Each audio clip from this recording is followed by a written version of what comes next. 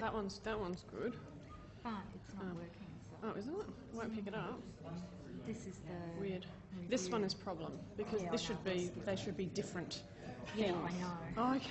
They I don't. wondered what had happened there. It doesn't matter. It's just to Yeah, I know. for an But idea of what I it looks wanna like. get, I can't do it again for some reason. Well, I don't know. It says unlimited, so I that's. know. Well, this is part of the challenges that we're having. That I think it's important to sort of say, hey, well, we want to use some of these external resources, but Okay. you know, they're not. Go, rewind. So, no. I wonder if Jeanette is here. I think it's a Captivate thing. I don't know. Oh no, can you help? It's how do I get back to It's not the actually working anymore. Yeah. beginning? I've got unlimited attempts. It's within Captivate here, and I just want to run the quiz again. And so just going to go into the course administration and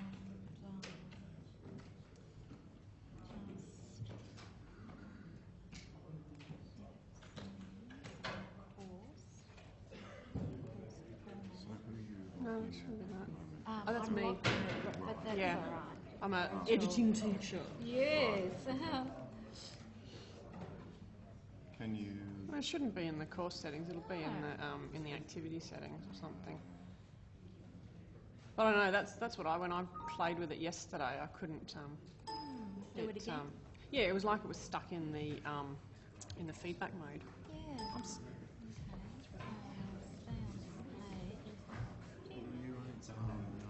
Okay. I'm just wondering, is it possible Yeah, to that's assume the role of the student before? Oh, that's a great idea.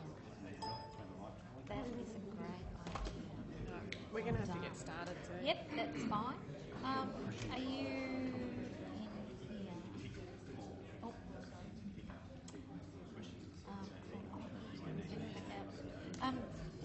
Rachel, Yeah.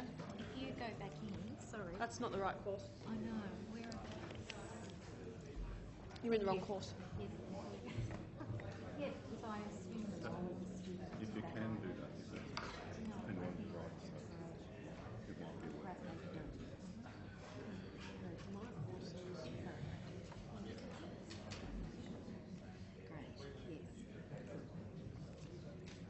Great, yes. I think that would work. All right. Are you going to start? Yeah. Look, if you want to play in the background while Can I? Yeah. She's just going to play in the background. Okay. Because I don't need it up right at the start. So I need to talk into that, don't I? Ah, perfect. Yep, great. Okay, good. So, yeah. About columns, please. Oh, certainly. So, yes, So the choice is either links or yes, I'll say that. Too many things in my pocket.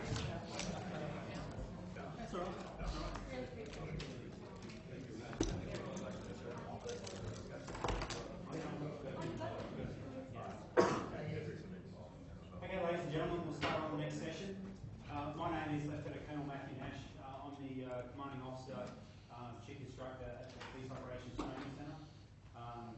Peter Gates name dropped me a couple of times in the last lecture if you were in that one with him. I'm here to introduce Lieutenant Commander Rachel Jones. There you go.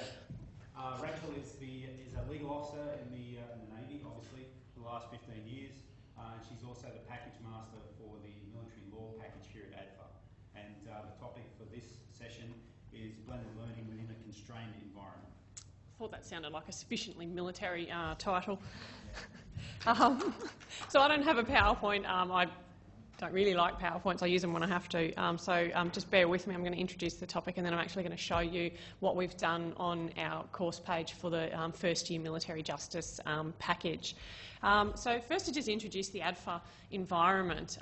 We have a demographic of adolescents, essentially. ages range primarily from about 17 through to 22. We do have some older students as well. I think our older students up around in the mid-30s in the undergraduate program, but they're the exception rather than the norm. So what we're really dealing with is that adolescent age group that any undergraduate university program is primarily dealing with. What I find about the ADFA environment that's unique compared to other civilian universities is that we have the full-time study load of the undergraduate program, but layered on top of that, we also have a substantial military education and training program as well. So on top of their full-time academic study load, they've got at least 14 contact hours of military education and training. And yeah, okay, so I recognise that many undergraduate university students do part-time work at the same time that they're doing their undergraduate studies, but I would argue that part-time work doesn't include that pre-lesson preparation and that post-lesson assessment. So for our military education and training, we've got that same sort of preparation that the students have to do. So it really does take up quite a large chunk of their time. There's also an expectation that they participate in extracurricular activities, so whether that's sports or clubs, or they take on other leadership roles in the mess. And overall, we've got a fairly high pressure environment where people are put in a pressure cooker and expected to succeed. So what does that mean for me as a package master designing a course? I have a limited ability to allocate out-of-hours study. I really do. If every package master allocated out-of-hours study for all our material, there just isn't enough time in the day for the students to complete both their academic studies and their military education and training. There's also competition for scarce military training hours.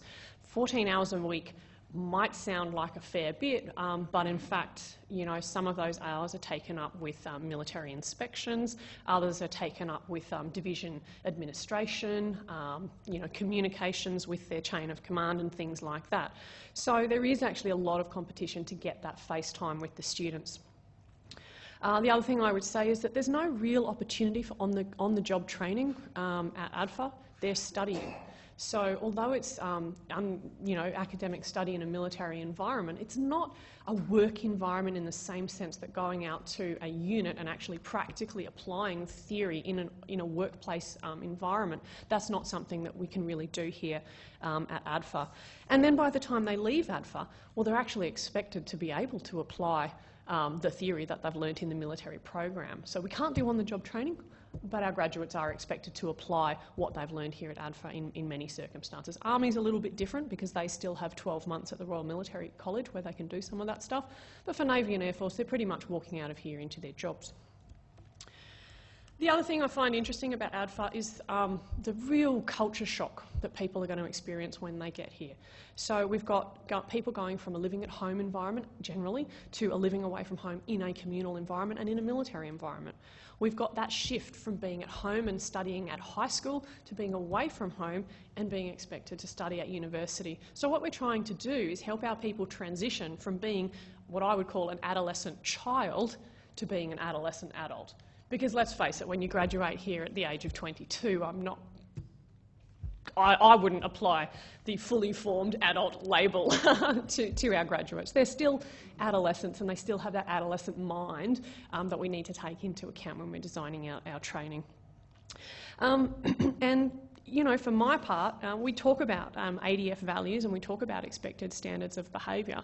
And my view is that those values and standards of behaviour are different to civilian values and standards of behaviour that people come in at age 17 with. So we have a real cultural change program, if you like, that we need to instill into these young people what we are expecting of them in the military. And that's not to say that what they've gotten from their home environment is not good, but it needs to be nuanced and massaged and put into the environment that we're expecting them to work in. So what does that mean? Well, we need room for engagement to facilitate transition from, you know, where they've come from before to where we need them to be. And we need to allow reflection time to consolidate that cultural change. You know, if you cram too much information into people and they don't have any opportunity to think about it, it never really settles. It never really becomes part of their psyche. And again, that's why, you know, I can't load too much stuff on after hours because then that takes away from their time to reflect on what they've learned. So at the start of this year, I joined ADFA and I looked at the military law program, and we really didn't have a military law continuum. We taught military justice in first year, and for the most part, people didn't touch it again for the next 2 years before they graduated. So we were trying to smash everything into the first year, and we weren't actually developing anything in the military law space.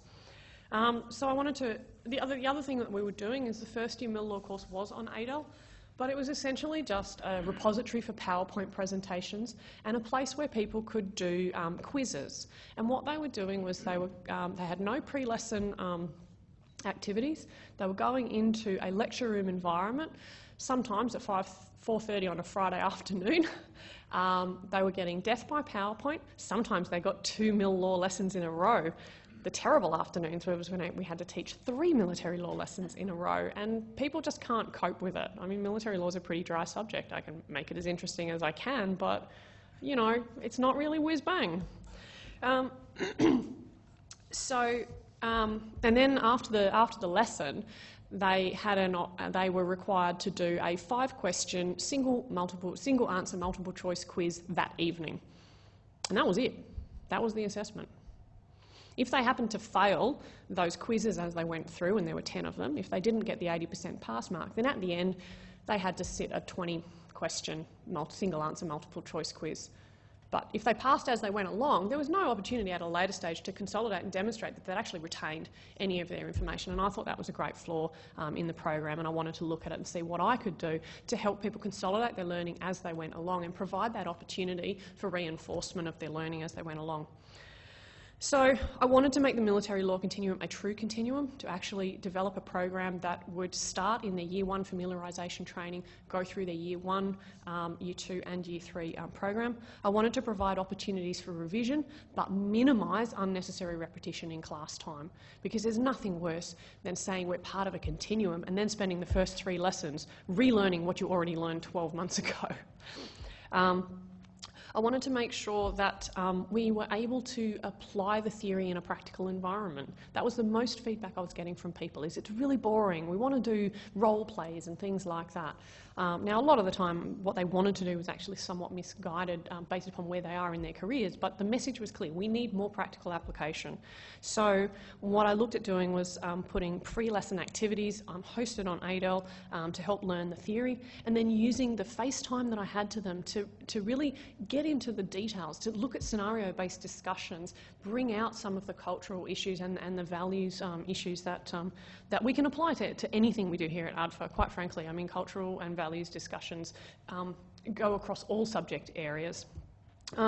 So yeah, I wanted to use those lessons and assessment activities to apply theory to practice, use group activities to encourage engagement with each other, and use post-lesson activities to provide opportunities to consolidate their learning. Maximising the use of online marking for those theory-based assessments, but for the practical ones it's going to be a little bit difficult, I think, to use the tools in ADL to mark my practical assignments, so I'm going to have to be relying upon the divisional staff to mark these 350-odd pieces of assessment that are going to be coming in, and there's more of them because last year there was only one. So I just wanted to actually show you the course page as it currently stands. I haven't run this course yet, so this is still a work in progress. But one of the things that I think made a great improvement, or is going to make a great improvement to the students, is putting the course information up front. Welcoming them to the military justice course, telling them why military justice is important, and then that first PDF document there actually providing them with a course outline. That course outline is a 2-page document, which I've put in PDF because I think I've been told PDFs are easier to view on things than Word versions. I might be wrong about that, but that's what I've been told. And so this actually tells them what their learning outcomes are. It'll go through, give them a forecast of what their actual lessons are, both in semester 1 and semester 2, and then provide them with the highlight there, the individual study. They are going to have to do out-of-hours work. And then I provide them all the details about what the assessments are. What are the formative assessments that, hey, you have to do to pass the course but you don't get any marks for? And what are the summative assessments and what are that requirement? This material was not provided to my students this year. I didn't design the course, I inherited it, and I realised for the number of questions I was facing that, you know, we would tell people verbally in class, but they weren't taking it in. So we wanted somewhere for them to go back to be able to say, yep, I know where I can go to get information on when things are due. Now, how do I go back? There we go. And then we decided to use a tab format as well. What we were finding is the previous course was just a list of PowerPoints that you had to scroll down the page. A lot of our people are viewing it on smartphones. A lot of them have tablets as well, but a lot of them are just using that small screen smartphone. So we're using the tab function here to actually sort of let people choose the tabs, but then they've got the information right there, and that tab will always stay at the top, and we can just switch between the different lessons to actually let them navigate between the lessons.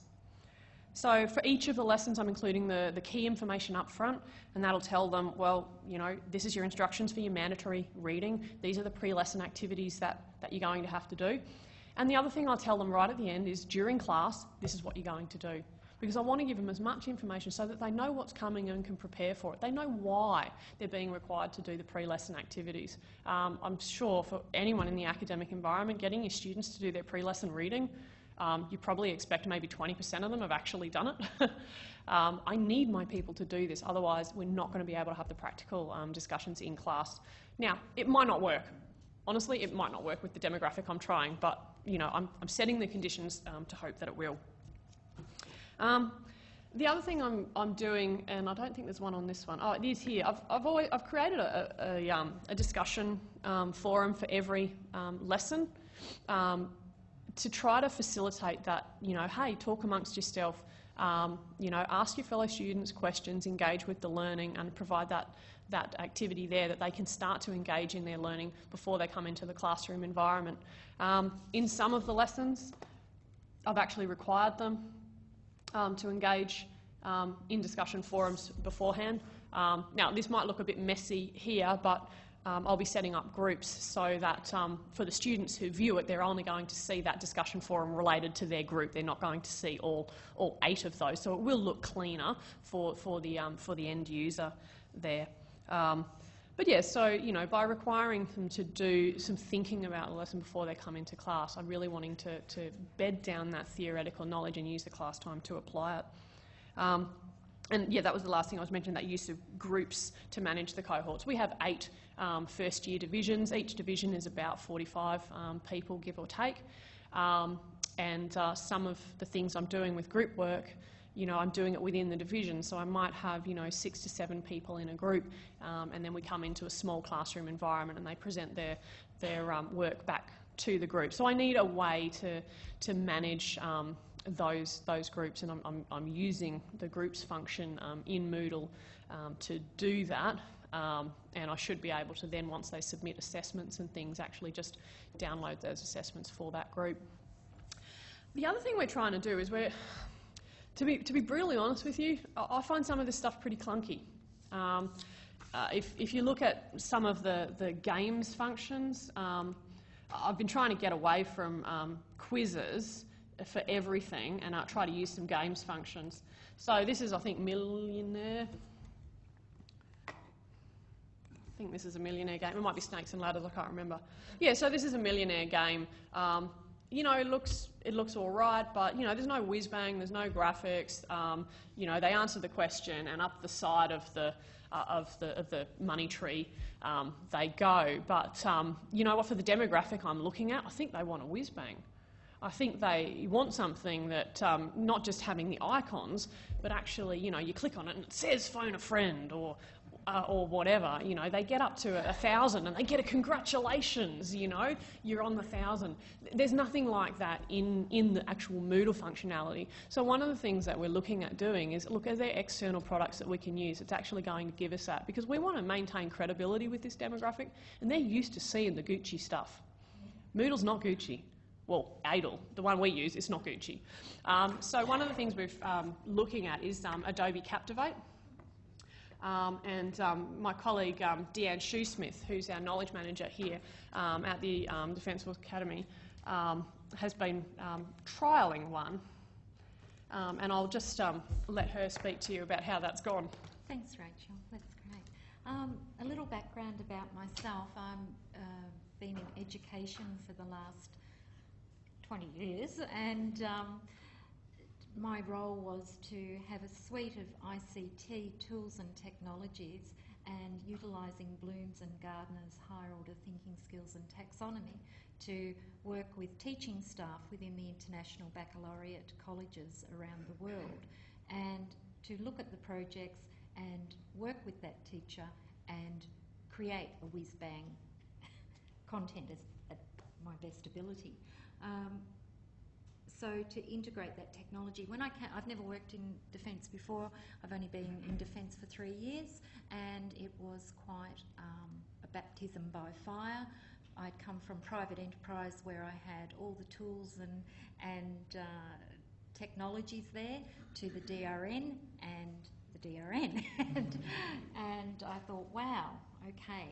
So Moodle is, as Rachel has said, I find it a platform to deliver and the content to be made outside of that platform, to bring it in, to engage and to stimulate the students as such. So it took me 6 months, but I got it. For the defence folk, you may know what I'm talking about, but Defence is a large organisation, and it took me 6 months to get the Adobe e-learning suite, which is available to all defence personnel. Now, once I got it, it was uploaded onto my MacBook. That was one of the, yes, some of the eyebrows are being raised, but I put in a business case to Chief of Staff and asked that I need the technology to create some engaging content. So that took 12 months. So 12 months to get the MacBook, but I got it, and 6 months to get the Adobe e-learning suite, and I got that. So what is an Adobe? Some of you may have used it, but I'm talking about the full suite of Photoshop. I'm talking about Captivate, InDesign, Publisher, and the list goes on.